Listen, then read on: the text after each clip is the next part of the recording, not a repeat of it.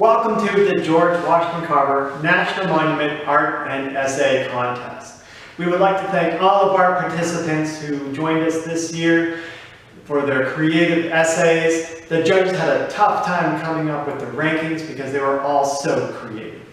Here's the theme for our 2021 Art and Essay Contest. There is beauty in well-tilled fields, in healthy and happy people, beauty in living in harmony with others. Here are the essays for this year's contest. Here are the honorable mentions for the essays. Zachary from Ms. Turk's class at St. Mary's Elementary in Joplin. Tyler from Ms. Hurst's class at Truman Elementary in Webb City. Eva from Ms. Hurst's class at Truman Elementary in Webb City. Julia from Mr. Carnahan's class at Thomas Jefferson Independent Day School. Joseph from Mr. Carnahan's class at Thomas Jefferson Independent Day School. All right, our third place winner goes to Olivia from Ms. Hurst's class at Truman Elementary School in Webb City. And I'd like to take the moment and read her essay entitled George Washington Carver. Can you imagine losing your father, sisters, brother, and mother? Well, that's what George Washington Carver had to go through as a young child. In all that had happened to him, this is a quote from George Washington Carver. There is beauty in well-tilled fields, in healthy and happy people, beauty in living in harmony with others. I love this quote because I think it means that to be kind to others no matter what skin color you are. As a little boy, George Carver had some apprehensive moments that occurred in his life. Several things happened, including his dad dying when a tree fell on him, 2 sisters and a brother went missing, and they were never to be seen again. His sister, mother, and George were kidnapped and sent to Arkansas. The Carvers who owned George's family were against slavery, but they needed help to take care of their garden. The Carvers sent neighbors to go and look for them. The only person that they found and brought back was George. The Carvers took care of George. Growing up as a black boy, things were hard, especially when he wanted to start learning. For a little bit, he was taught by a tutor, then he walked 8 miles to Neosho School. It turns out he wanted a better school to go to, so he decided to walk 75 miles to Fort Scott for college. He was going to go to Highland but got turned away when he arrived because of his race. So he decided to go to Iowa State to study botany, which is a study of plants. He was an artist, but one of his teachers told him to study botany because it would get him further in life than being an artist. He'd always loved plants as his pets or children. George Washington Carver made over 300 products using peanuts. Here are just some inventions: ink, milk, soap, shampoo, dye, glue, medicine, candy, and even Gleason. He had many jobs like a scientist, inventor, and a professor. For his lab, he made it out of trash. He had around 500 students in his class, and the students would play Stump the Professor. George Washington Carver was a great man. When he was little, he would go out to his secret garden and spend hours out there. He called his plants pets. When he ripped the roots off the plant, he would start to cry. Soon he became known as the plant doctor. He would fix and help take care of other plants that people don't know how to take care of. George was a great man and did many awesome things in his life, but sadly he died in 1943 at the age of 79. I hope you will be kind and sweet, just like George Washington Carver.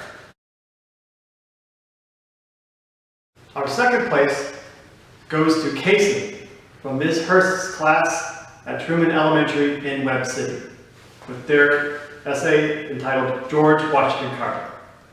You've probably heard of George Carver. He was also known as the Peanut Man.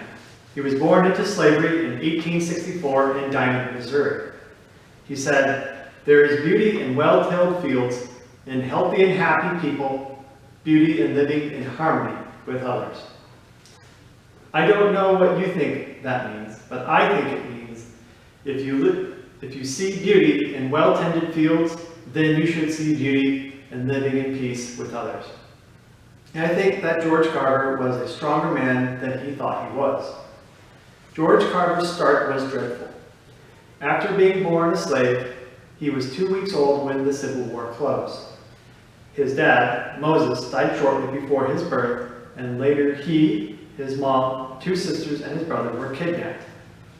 When their owner sent for them, unfortunately, only George was brought back. He then lived with the Carvers, whom, in fact, were very nice to him. He had only one book as a kid, and it was called Webster's Elementary Spelling Book. One of Mr. Carver's first experiences with education was from a private tutor the Carvers hired. After he learned all he could from her, he had a thirst for knowledge again and walked 8 miles to an African-American school in Neosho, Missouri. While he was there, he lived with a nice family, including Mariah and Andy Watkins. Once he absorbed all he could there, he went to Kansas. There was another George Carver there, and people were mixing them up. So Mr. Carver added a W to his name, and everyone thought it must mean Washington, and that is how he is still known today. Mr. Carver graduated from high school around 1884, and from there he tried to go to Highland College, but was turned away because of the color of his skin. Can you believe that? He went to Simpson College in Indianola, Iowa. He was planning to be a painter, but his art teacher wanted him to study botany, so he did. While he was there, he had no money and found himself running a laundry business to make a living. The news soon spread that he did laundry and needed the money, and then his business went viral. He graduated in 1891 and got a master in botany. Then he got a job as a professor at Tuskegee Institute. When he got there, he realized he had nothing to work with. He ended up working with trash to make vials and glasses. In the end, it turned out okay. Mr. Carver died of old age on January 5th, 1943, at the age of 73. To sum up the life of an extraordinary person, Mr. Carver was born into slavery and grew up to be one of the strongest and well-known persons to go through such a hard life. Even though Mr. Carver died in 1943, he changed the world forever. And first place goes to Haley from Miss Hoffman's class at Mighty Oaks Christian School with her essay titled, Carver Heals the Fields. When George Washington Carver went to Alabama by train, he noticed the mules were skinny and the cows weren't healthy. They didn't have enough food. The land was not healthy. He saw that the land was cracked. The people weren't healthy either. George's heart sank. He was sad to see the land, animals, and people were not in good shape. George knew there is beauty in well-tilled fields and healthy and happy people, beauty to living in harmony with others. What he saw was not beautiful. George knew why the farmers were not able to grow good crops. They weren't taking care of their land. He knew that the soil, animals, and people were all related. George said, whenever the soil is rich, the people flourish, physically and economically. They will have food and be healthy. The people will have crops and food to sell.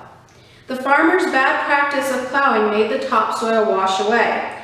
George showed them how to plow the land. He saw they only used one horse to plow. He asked for a plow with 2 horses.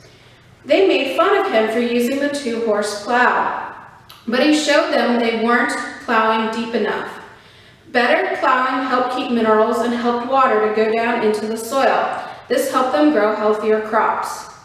Farmers were putting cotton in the same place every year. George thought farmers should make their soil healthier by moving their crops around. Rotating crops would help return minerals to the soil. He taught farmers to plant vegetables that would be easy on the soil. George helped farmers figure out how to plant and grow good vegetables. They learned how important it was to have a vegetable garden. Planting vegetables was important because then the farmers would have food to eat and sell. They could also give extra food to people who were poor. Having enough to eat makes a healthy, happy person. A healthy, happy person would be able to help themselves and others. An unhealthy person wouldn't even be able to help themselves. It's hard to have harmony when people are hungry. It leads to trouble and fighting. People who are fighting won't get anything done. They'll only make it worse. They won't be able to fix their problems. George came in and helped the farmers solve their crops and food issues. He wanted to make their fields beautiful again. Congratulations to all of the winners out there. Give yourselves a round of applause, but also thank you for everybody who participated. You all did a fantastic job. You should all be very proud of yourselves. We'd also like to thank the judges who took the time out of their busy schedule to evaluate these. But a special thank you goes out to our teachers. Ms. Lupini from George Washington Carver Elementary School in Neosho. Ms. Staten and Ms. Turk from St. Mary's Elementary in Joplin. Ms. Hoffman from Mighty Oaks Christian School. Ms. Hurst from Truman Elementary in Webb City. Mr. Wood from Wood Home School. Mr. Carnahan from Thomas Jefferson Independent Day School. Ms. Horton from Soaring Heights Elementary, and Ms. Jones from Truman Elementary in Nevada. We look forward to hearing from you and seeing your submissions next year.